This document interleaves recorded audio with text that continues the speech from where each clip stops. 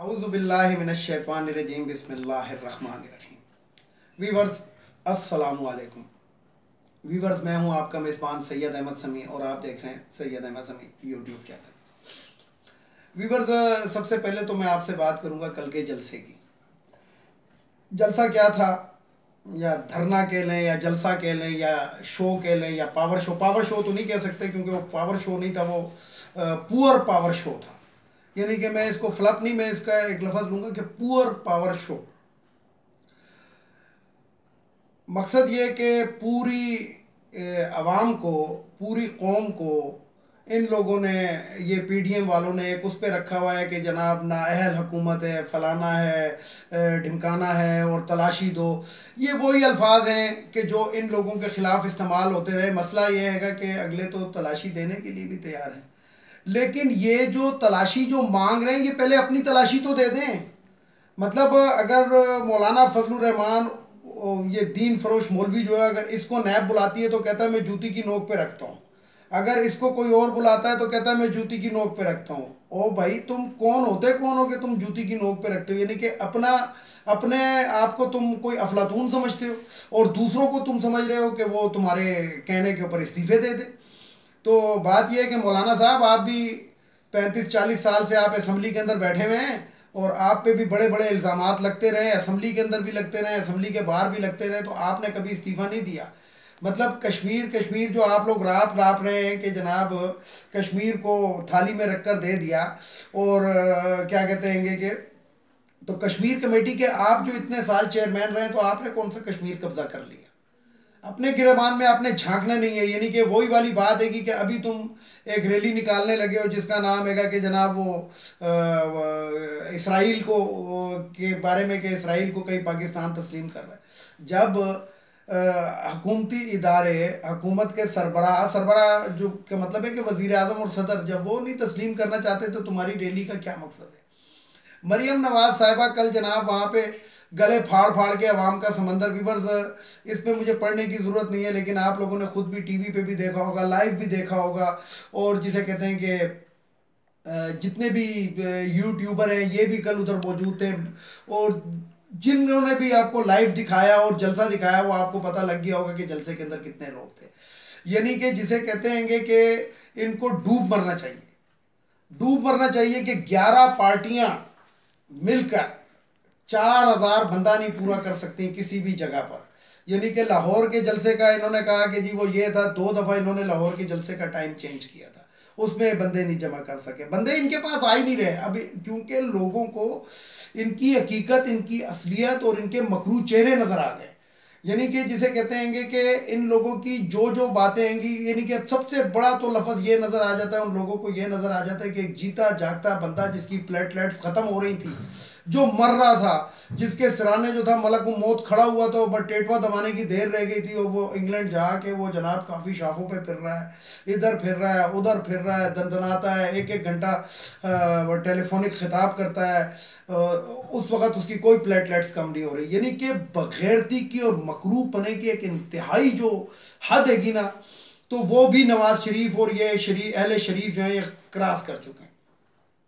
मतलब शहबाज शरीफ साहब तो चुप करके जाके जो सबसे बड़े ये थे, पहले ये जब खादिम आला बना हुआ था तो ये अपने आप को कहता था कि शोबाज शरीफ इसको लोग कहते थे, लेकिन अब जो है ये शोबाज नहीं, ये शरबाज शरीफ है। शरबाज शरीफ जो है वो यानी कि जिसे कहते हैं कि साइड पर होकर बैठ गया, कि जैसे बिल्कुल मक्के मदीने की फ्लाइट से उतरा और जाके जनाब उसके अंदर जेल के अंदर बैठ गया। यानी अपना हिसाब तो देने के लिए कोई तैयार नहीं है, दूसरे से हिसाब लेने के लिए तैयार है। भाई ये जो पाकिस्तान तहरीक इंसाफ है, बकौल आपके, मैं इनकी बात कर रहा हूँ, मैं अपनी बात भी नहीं करूँगा, बकौल इनके कि 6 साल से ये केस जो है उसमें इलेक्शन कमीशन के अंदर, अगर 6 साल से केस में है तो 2.5 साल इनको आए हुए हैं। जो 3.5 साल आपकी हुकूमत थी उसके अंदर आप लोगों ने इलेक्शन कमीशन को क्यों नहीं कहा कि इसके ऊपर फैसला करो? दूसरी बात यह कि जब नून लीग से पूछा जाता है कि जनाब ये जो आपको जो फॉरेन फंडिंग जो फलाना बंदा करता रहा है, यानी कि अरबों डॉलर बेचता रहा है तो नून लीग के लिए, तो ये कहाँ है? तो जी ये फोत हो चुका है। पीपल्स पार्टी से पूछो तो वो कहते हैं जी हमें तो पता ही नहीं कि कौन बेचता था। यानी कि मखदूम अमीन फ़हीम एक अच्छा मरहूम हो चुके हैं, और अल्लाह ताला उनको अच्छी जगह दे, जवाहिर रहमत के अंदर जगह दे। मैं तो ये कहूँगा, क्योंकि मरने वाले के खिलाफ बात नहीं करनी चाहिए, लेकिन मखदूम अमीन फ़हीम के अकाउंट के अंदर एक हंग अमाउंट, हंग का मतलब होता है कि एक बेतुकी और एक अंदाजे से ज़्यादा रकम उनके अकाउंट में आ गई। और जब उनसे पूछा कि जनाब ये आपने कहा था, जी मुझे नहीं पता किसने मेरे अकाउंट में डाल दी। यानी कि इनके अकाउंटों के नंबर क्या पब्लिक हुए हैं, क्या यूट्यूब के ऊपर है इनके, या फेसबुक पे इन्होंने अपने अकाउंट के नंबर दिए हुए कि जो मर्जी इसके अंदर जो मर्जी डाल दे। यानी कि फालूदे वाला, गोलगप्पे वाला और पता नहीं किस किस के अकाउंटों के अंदर ये पैसे डलवाते हैं। और जब उन लोगों को पूछते हैं तो कहते हैं जी हम तो गरीब लोग हैं, हमने तो आज तक बैंक की शक्ल ही नहीं देखी। शनाख्ती कार्ड की कापियां हासिल करके उनके नाम पे अकाउंट खोल लेते हैं, उनके नाम के अकाउंट है। यानी कि देखें व्यूअर्स के बिलावल भुट्टो की जो इलेक्शन कंप्लेन है, और जो सदके के बकरे जो ये देते थे कि जनाब मैं लियारी जा रहा हूँ आज, मेरे सदके के बकरे वो 10-10 20, वो तक फेक अकाउंट से पे हुए हैं। यानी कि अपना हिसाब किताब देने के लिए तैयार नहीं, दूसरे से मांगने के लिए जनाब जिसे कहते हैं कि तावले हुए पड़े। व्यूअर्स यकीन जाने कि कल अगर जिसे कहते हैं कि जितनी बेइज्जती आपने देखा होगा, यूट्यूब के ऊपर भी देखा होगा, फेसबुक पे ऊपर भी देखा होगा कि जो इनके जलसे में जो लोग शरीक थे उन्होंने वहाँ पे इमरान खान के हक में नारे लगा दिए, और उन्होंने इनका चोर डकैत उधर ही खड़े होकर साबित करना शुरू कर दिया था। नहीं तो आपको मालूम होगा, नहीं तो ये आप यूट्यूब के कोई भी सर्च मार के देख लें, उसके अंदर ये चीज़ निकल आएगी माजरत के साथ। तो यकीन जाने कि कल इनके जलसे के अंदर जितनी बेइज्जती इन लोगों की हुई है, यानी कि मरियम नवाज जिस टाइम तकरीर कर रही थी तो उस टाइम जलसा गाह के अंदर 2000 अफराद भी नहीं थे। बिलीव करें कि अगर अंग्रेज के कुत्ते की इतनी बेइज्जती कर देना, यानी कि अंग्रेज जो है वो अगर अपने कुत्ते की इतनी बेइज्जती कर देना तो वो कुत्ता जो है वो अंग्रेज का घर छोड़ के भाग जाएगा। लेकिन ये पाकिस्तानी पता नहीं किस किस्म के यानी कि मकरू चेहरे हैं ये सियासतदान, कि इनको शर्म भी नहीं आ रही, इनको लोग सुनना नहीं चाहते, इनको लोग देखना चाहते। यानी कि कल धरने जो दिया इन्होंने, जो पावर शो किया है, फ्लप पावर शो, उसके अंदर गाड़ियां ज्यादा थी और बंदे कम थे। यानी कि एक जगह के ऊपर अगर 500-700 गाड़ी खड़ी कर दें तो वो महसूस होगा कि गाड़ियों का एक जिसे कहते हैं कि जुमा बाजार लगा हुआ है, लेकिन उसके अंदर 2-2 बंदे या 3-3 बंदे बैठ कर आए, छतों पे हाल बत्ता बैठ कर आए। क्योंकि अंदर के बजाय लोग ज़रा शो करते हैं कि जनाब वो हिच में से मुंह निकाल के कि जी ये कोई बड़े जलसे में जा रहे हैं, उन्होंने अपनी वीडियो बनवानी होती। तो कल अब इनको मैं ये कहूँगा कि कल के जलसे को देखते हुए, कल के धरने को देखते हुए, और जिसको ये पावर शो कह रहे हैं, तो इसको देखते हुए इन लोगों को चाहिए कि यकीन जाने कि ये सियासत से किनारा कशी इख्तियार कर लें। मकसद देखें कि दूर दूर तक अब नजर नहीं आ रहा मौलाना फजलुर रहमान का, कि मौलाना फजलुर रहमान तो हो सकता है कि जो अगला इलेक्शन हो तो उसके अंदर जो रईस है, ये जो इनकी सीटें मीटें, ये भी हो सकता है ये लोग आ जाएं और फिर ये वो वेला करते रहेंगे धांधली धांधली धांधली धांधली। इमरान खान ने धरना दिया था, पाकिस्तान एक तारीख का तवील तनीन धरना दिया था, उसने क्या कहा था? उसने कहा था 4 हल्के खोल देते ना 4 हल्के, और जो हल्के खोले उसके अंदर धांधली साबित भी हुई कि हाँ जी धांधली। लेकिन क्या था कि उस वक्त ये लोग हुकूमत में थे, इसलिए वो दोबारा वो सीटें वो जीत गए, बाई इलेक्शन के अंदर जीत गए। इसलिए जीत गए कि बाई इलेक्शन के अंदर पाकिस्तान के अंदर एक वो है, एक रवैया है लोगों का कि जो हुकूमत होती है वो उसको वोट देते थे कि चलो यार नाली पक्की हो जाएगी, सड़क पक्की हो जाएगी, ये पक्का हो जाएगा, वो पक्का हो जाएगा। अदरवाइज अगर देखिए व्यूअर्स, मैं आपको एक बात बताऊं, मैं अक्सर अपनी वीडियो के अंदर कहता हूं कि ये जो लोग कहते हैं, ये नून लीग वाले और पीपल्स पार्टी वाले और जमीयत उलमा वाले, उलमा इस्लाम फजलुर रहमान वाले, कि जनाब इलेक्शन के अंदर धांधली हुई है और नादहिंदा, जो नादहिंदा का लफ्ज़ मैं ले रहा हूँ, यानी कि जो नज़र ना आने वाला हाथ जो था वो शामिल था और इदारों ने ये इलेक्शन जितवाया। तो इसका मतलब है कि जो इससे पहले इलेक्शन होते थे वो आप लोगों को इदारे ही जितवाते थे। मैं अपनी तकरीबन काफ़ी वीडियोस में ये लफ्ज़ कह चुका हूँ कि ये जो नवाज शरीफ और पीपल्स पार्टी और ये फजलुर रहमान, ये अंपायर को साथ मिला के खेलने वाले लोग थे। याद करें कि ये जो 2013 का इलेक्शन हुआ था तो इसमें शहबाज शरीफ ने बाकायदा, जब पता लग रहा था कि ये जीत रहे हैं, तो इन्होंने ऐलान किया था कि 2 तिहाई अक्सरियत देना। इन्होंने किसको कहा था कि वो 2 तिहाई अक्सरियत देना? फिर जो नजम सेठी जो इन्होंने गवर्नर वो वजीर आला बनाया हुआ था निगरान, बकायदा उसने इस चीज़ को एडमिट किया है, उसकी टेलीफोन कॉल मौजूद है कि हाँ जी 30 पंचर लगा दिए। 30 पंचर कहाँ पे लगे थे, किस जगह पर लगे थे, ये इनसे कोई सवाल पूछेगा? और जब इनसे सवाल पूछो तो क्या मतलब हमें तो पता ही नहीं है, यानी कि वो नवाज शरीफ वाली बात, वो भोबलू सा मुंह बना के कहता था मुझे तो इस चीज़ का पता ही नहीं है। यानी कि मरियम, यहाँ पे मैं इन तमाम चीज़ों को एक साइड पे रख के इदारों से एक बात पूछना चाहता हूँ। ये जो इतने पाकिस्तान के ताकतवर तरीन इदारे हैं, फौज है, अदलिया है हमारी, ये इन चीज़ों को क्यों नहीं देख रहे? सरेआम जलसे जुलूसों के अंदर इदारों को और मुमलिकत को गालियां निकाली जाती हैं और ये हाथ पे हाथ धरे हुए बैठे हैं। शेख रशीद साहब ने कहा था कि 72 घंटे के अंदर इस किस्म के लोगों पे FIR कटेगी, तो वो 72 घंटे की FIR किधर रहेगी, वो तो हमें अभी तक नजर ही नहीं आ रही। मौलाना फजलुर रहमान जो है ये डिक्लेयर्ड हो चुका है कि ये गद्दारी कर रहा है, जिसे कहते हैं कि मुल्क पे सबरछन फैलाने की कोशिश कर रहा है, तो इसको क्यों नहीं गिरफ्तार किया जाए? कौन सी इतनी बड़ी तोप है? यानी कि इसका मतलब यह है कि अगर ये मार्शल्ला का दौर होता, फिर वही वाली जो आवाम लोग कहते हैं। अच्छा, यहाँ पे एक और मार्शल्ला से मुझे याद आ गया, एक और बात मैं आपको बताऊं कि ये लोग बात करते हैं कि जनाब इमरान खान के दौर में इतनी महंगाई हो गई, महंगाई हो गई, महंगाई हो गई। और भाई इमरान खान से पहले आप हुकूमत करते थे, आपसे पहले जरदारी हुकूमत करता था, और जरदारी से पहले परवेज़ मुशर्रफ साहब हुकूमत कर रहे थे। परवेज़ मुशर्रफ साहब के दौर में घी 38 रुपये किलो था। 38 रुपये से 100 किसने क्रॉस किया? आप लोगों के दौरों में क्रॉस किया, PDM के दौरों में क्रॉस किया।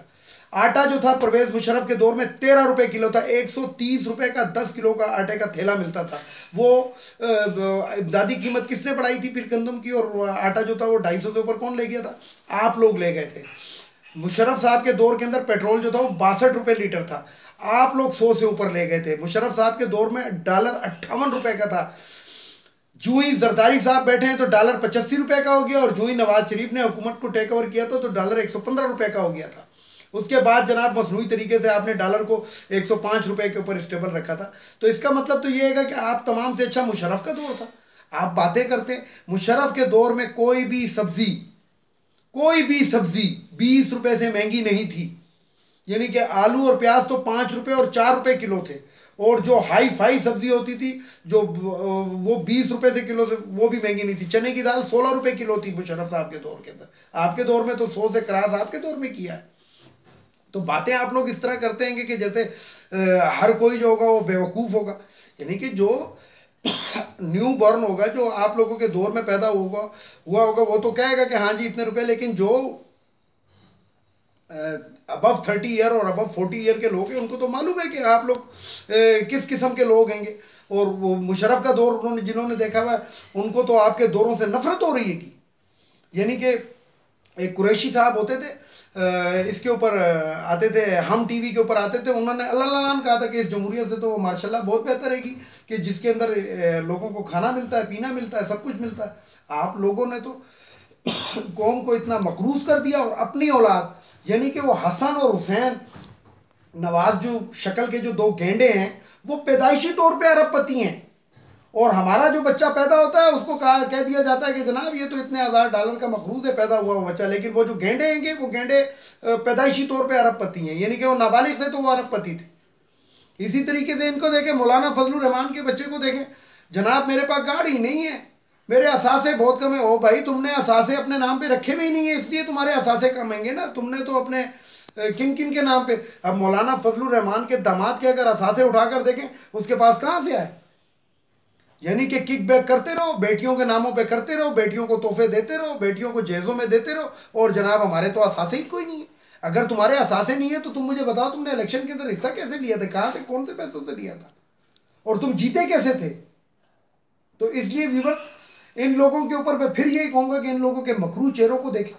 यानी कि कल मौलाना फजलुर रहमान का जो चेहरा था उस जलसे के अंदर वो देखने के काबिल था कि, यानी कि जिसे कहते हैं कि फोटो खींच कर रख लेनी चाहिए जिन लोगों के घर में नए छोटे बच्चे हैंगे, उसकी मौलाना फजलुर रहमान के कल के जलसे की फोटो खींच के रख लें, और अगर बच्चा रात को तंग करे ना तो उसको फोटो देख के डराए कि जिन बाबा आ जाएगा।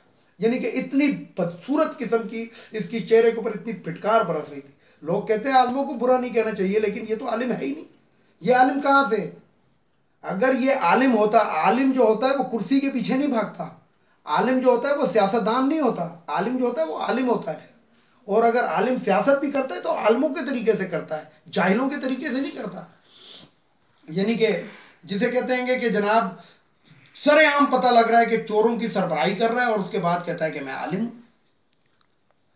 करप्शन का इससे सवाल पूछे प्रेस कॉन्फ्रेंस में, कहता है ये मेरा इशू ही नहीं है। अगर इनसे पूछे कि जनाब आप नवाज शरीफ को चोर डकैत डाकू कहते रहे, जरदारी को आप डाकू कहते रहे, एएनपी को आप डाकू कहते रहे, अब उनके साथ क्यों है, क्या नेक्स्ट क्वेश्चन करें जी, इसको छोड़े, इसको क्यों छोड़े? ओ भाई तुम सियासी बंदे, अगर तुम सियासतदान हो तो तुम इसका जवाब दो ना। इसका जवाब तुम देना पसंद नहीं करते हो। नैब तुम्हें बुलाए तो तुम जूते की नोक पे रखते हो। हाँ अलबत्ता लस्सी डकारने के लिए अगर कैफेटेरिया में बुलाया जाए, वो जो कौमी असम्बली का कैफेटेरिया, उधर तुम भाग के चले जाते हो। 42 लाख की लस्सी तुम डकार गए, अवाम के 42 लाख की लस्सी तुम डकार गए, उधर तुम्हें गैरत नहीं आई। लेकिन अगर नैब बुला रहा है तो वो तुम्हें जाते हुए जनाब तुम्हारी वो हो रही है कि नहीं जी मेरी जूती की नोक पे जाती है। तो शेख रशीद साहब, इधर फिर मैं आपको याद दिलाऊं कि कल के जलसे के अंदर इन्होंने जो नाजेबा गुफ्तगू मुमलिकत के बारे में और इदारों के खिलाफ इस्तेमाल की है, 72 घंटे के अंदर इनके खिलाफ FIR कटनी चाहिए। और इसको ये जो है मौलाना फजलुर रहमान दीन फरोश मौलवी, इसको फौरी तौर पे गिरफ्तार किया जाए और इसके ऊपर गद्दारी का मुकदमा चलाया जाए। और मरियम नवाज वो तो डिक्लेयर्ड है, डॉन लीग्स उसी ने बनाई थी, डॉन लीग्स उसी ने पैदा की, उसी के जहन की पैदावार थी। उसको जो थे वो राहिल शरीफ साहब ने बच्ची करके और पता नहीं क्या करके इसको छोड़ दिया था, नहीं तो अदरवाइज ये तो अब तक इबरत का निशान इसको बन जाना चाहिए था। इसके साथ ही व्यूअर्स मैं आपको ये एक बात बताऊं कि बहुत बुरा वक्त आने वाला, और मैंने आपको अपनी पिछली वीडियो में भी कहा था कि एक वीडियो में मैंने आपको कहा था कि आले शरीफ पे बहुत बुरा वक्त आने वाला है। और उसकी मैं आपको बात बताऊं कि ये जो नया स्कैंडल है इनका, ये पनामा को आप लोग भूल जाएंगे। ये जो नया स्कैंडल इनका आ रहा है इसके अंदर आप पनामा को भूल जाएंगे। इतनी इन लोगों ने करप्शन की है, और ये जो ख़ास तौर पे आखिरी दौर के अंदर जो इन्होंने करप्शन की है, ये इन्होंने इसीलिए इतनी करप्शन की है कि इनको पता था कि अब अगर हम आए या ना आए, लेकिन इतना कर लो कि इस मुल्क को इतना लूट लो कि जिसे कहते हैं कि ये किसी और जो भी वजीर आज़म या नेक्स्ट कोई भी पार्टी आए तो वो इस काबिल ही ना हो, और वो डर के और घबरा के इस मुल्क से चले जाएं कि यार ये कौन सा क्या कहते हैं मुल्क हमारे हवाले किया और हमको इलेक्शन इस पर जीत कर आए, कि ये इतना मकरूज और इतना। और मज़े की बात मैं आपको एक और बता दूं व्यूअर्स, चलते चलते, क्योंकि आखिरी लम्हात होंगे, इंशाल्लाह कल इसके ऊपर रोशनी भी डालूंगा और सबूतों के साथ बात करूंगा। ये जो मलेशिया में पाकिस्तानी तैयारा पकड़ा गया है, इसके अंदर भी नवाज शरीफ का हाथ है। और ये जो इस टाइम UAE मुत्तहदा अरब अमारात जो हमसे पैसे मांग रहे हैं अपने, जो इन्होंने कर्ज दिए थे, हालांकि वो 3 साल के लिए दिए थे, तो 3 साल से पहले जो पैसे मांग रहा है इस पर भी नवाज शरीफ साहब का हाथ है। क्योंकि नवाज शरीफ को अब NRO इधर से तो मिल नहीं रहा, तो अब ये पाकिस्तान की हुकूमत के ऊपर और इदारों के ऊपर दूसरी तरफ से दबाव डलवा के, क्योंकि इसके ताल्लुकात तो हैं, इसकी तो एक बेटी जो है वो आपको पता ही होगा शाही खानदान में सऊदी अरब के भी आई हुई है, इसने तो अपनी एक बेटी उधर भी दी हुई है। तो अब जाहिर बात है कि समधियों के साथ तो समधियों को तो ये नवाजता भी है, और अब समधियों को इस्तेमाल करेगा कि हाँ यार मेरे लिए कुछ करें। तो इंशाल्लाह इसके ऊपर मैं कल रोशनी डालूंगा और बाकायदा सबूतों के साथ डालूंगा कि तैयारा किस तरीके से किसने रोका और क्यों रोका और किसके कहने पर रोका गया। इसके साथ ही व्यूअर्स इजाजत चाहूंगा, वीडियो को लाइक करें, शेयर करें, सब्सक्राइब करें, बेल आइकन के बटन को जरूर दबाएं ताकि मेरी नेक्स्ट वीडियो आपको मिल सके। इसके साथ ही इजाजत चाहूंगा, और इजाजत चाहने से पहले वही अपने अल्फाज जो मैं हर दफ़ा बोलता हूँ, एक इन अखवानियों को इस मुल्क से चला जाना चाहिए। अब हुकूमत को भी चाहिए कि इस पर नज़रसानी करे और उनको यहाँ से कह के जाएँ जी अपने मुल्क जाएँ। और दूसरा, ये जो ख़वातीन की मखसूस नशस्तें हैं इसके ऊपर कानून साजी होनी चाहिए, और ये जो ख़वातीन की मखसूस नशस्तें हैं 40%, इनको ख़त्म होना चाहिए। कौम पे 40% एक्स्ट्रा बोझ है, और ये इतने हम बोझ बर्दाश्त नहीं कर सकते। इसके साथ ही व्यूअर्स आप लोगों से इजाज़त चाहूँगा, अपने गिरदो जवा का ख्याल रखें। कोरोना की एहतियाती तदाबीर जो हैं वो लाजमी अपने ऊपर अडाप्ट करें। बच्चों के स्कूल खुल चुके हैं, कोशिश करें कि जब बच्चे मतलब उनको कहें, उनको कंपेल करें कि जब बच्चे स्कूल से वापस घर आएँ तो हाथ, मुंह और अपने पैर जो हैं वो साबुन से लाजमी धोएं। इसके साथ ही इजाज़त चाहूँगा तमाम सुनने वाले देखने वालों को। अल्लाह हाफिज़। और आखिर में वही नारा, पाकिस्तान जिंदाबाद, पाक फौज पाइंदाबाद।